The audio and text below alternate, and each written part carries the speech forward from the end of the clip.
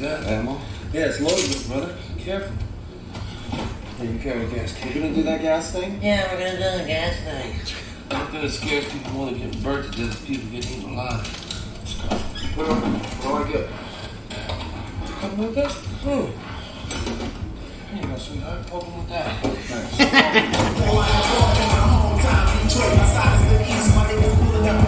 Let's go.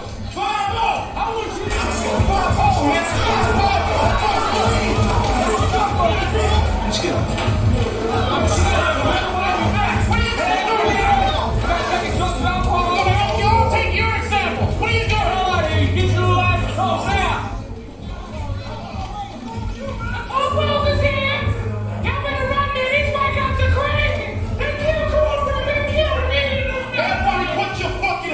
Detroit police, I want to see your fucking hands together. That's the last one of you. Sit your fuck you. Fuck down.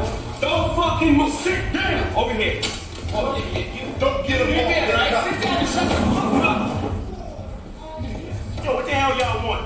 Y'all ain't no cops. What the hell you doing here, man? I wish I was the police when I'm done with you. No. This is not the talking part, okay? This is the listening part, so shut your mouth. What the hell you standing up for? You know who I am? It's warm here. Get your corn muffin head ass over there on the couch. You don't know why we're here. Please don't. Shut up. I know you're not going to tell me what I want to know, so I'm going to light your little bitch ass on fire. Then I'm going to watch you run around here like a chicken with his head cut off, lighting all your little friends on fire. Is that what you want? Which one of your boys shot up the liquor store on 104th Street? The police got witnesses, bro. Don't even hit us with no bullshit. Hey, tough guy. Hey! Now's the talking part. You better start saying what the fuck I want to hear. Speak. Man, that shit was counterfeit as a motherfucker, man. Okay, ain't nobody playing no basketball when that shit went down, okay? Why do you think cops ain't arresting nobody? What the hell are they doing? How do you know nobody was playing basketball if you weren't there? Cuz, bitch, police said those people wasn't killed till 11 o'clock. So what? So they turned the court lights out at 10. Let's go. Where we going, man? Fuck y'all taking me? Little bastards need to stay in school. Ah! You get to call my brother bitch. I hope y'all have a very nice evening.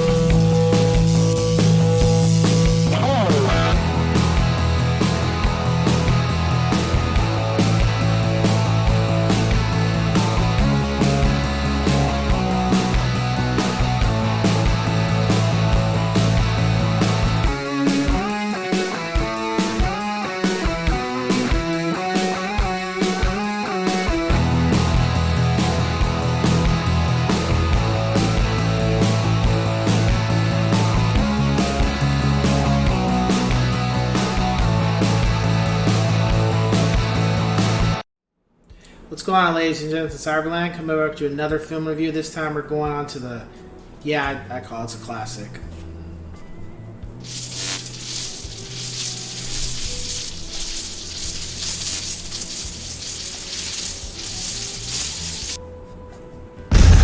War Brothers.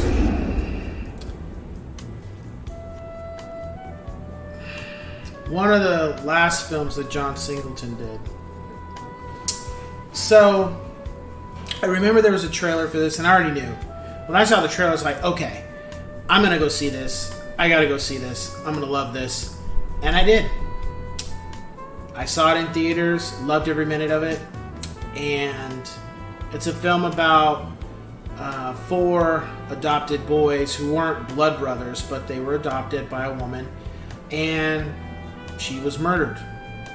And outside of one of them, they all stayed away from Detroit, and they all come back because they're not coming back for a funeral. They're coming back to avenge their mother's death. And it, from start to finish, it was a great film. It was also, I believe, the first time I saw Andre from Outkast. It's the first time seeing him do an acting role, and he was great for what he did in the film. He was wonderful. Mark Wahlberg was great. Tyrese was great, And then I forget the other guy's name, but he was great too. I've seen him. He's also in the second Tron. That's where I remember him from. But he was great too. We also have Terrence Howard in here. A couple other actors that have been known. The gentleman that was in Doctor Strange. He's also done Inside Out or Inside Man with Denzel. He's done a lot of great films as well, and he was in here. And it's just about them coming together. And Sofia Vergara's, her beautiful self. She was in here too.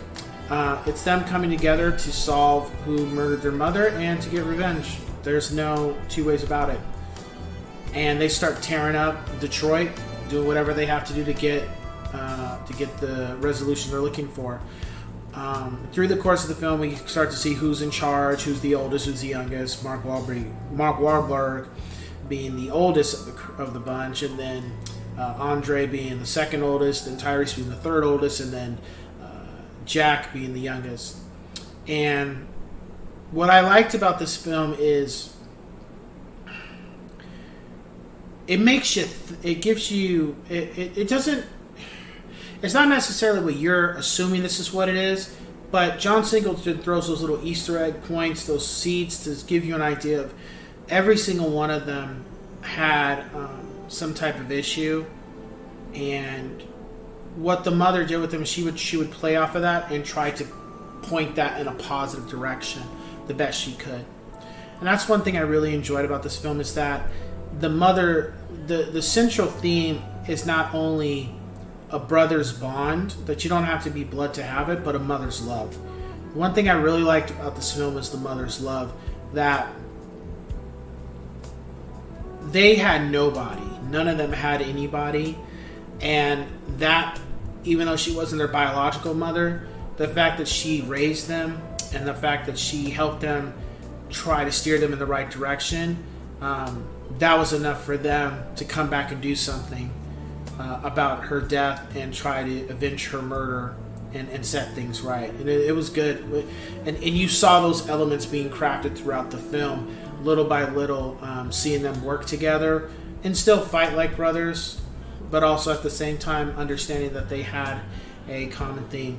Music had a little bit of Woodstock in it, had a little bit of the current era of music from what I got, and then everything else was just kind of like action type music. Terrence Howard was great, him being a detective and trying to do what he could. And then the villain was great, but the villain, even though the gentleman who played the villain, he was an ego,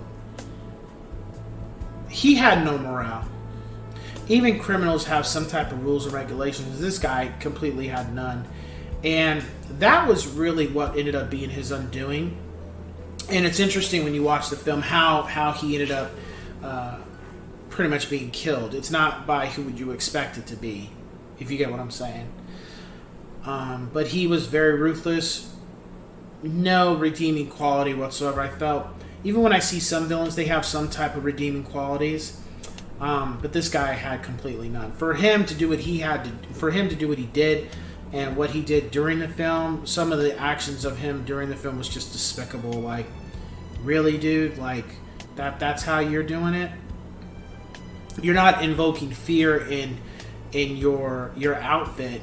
You're invoking your men to hate you. You're not invoking them to be, it's kind of like, do you want to be feared or loved? Not only are they not fearing you, but they ain't loving you either. They're hating you. That's one thing you don't want to do as a villain. You don't want your chain of your members to just hate you, because when they hate you, then that means they can all band together and do like Brutus did with Julius Caesar kind of thing. Just get them, So my rating for the film is a 5 out of 5 yes sirs. If you've never seen it, check this film out. It's action-packed. It's entertaining. It's very gritty, though. There's not a lot of color in the film. It's a lot of gray type of colors. It's snowing. If it's not snowing, it's just kind of a winterish, coldish type of atmosphere. And of course, because the time frame is in the winter. But it's just not a very sunshine type of film. It's very dark. It's very gritty. So yeah. With that being said, I will catch you guys on the next one. Take care.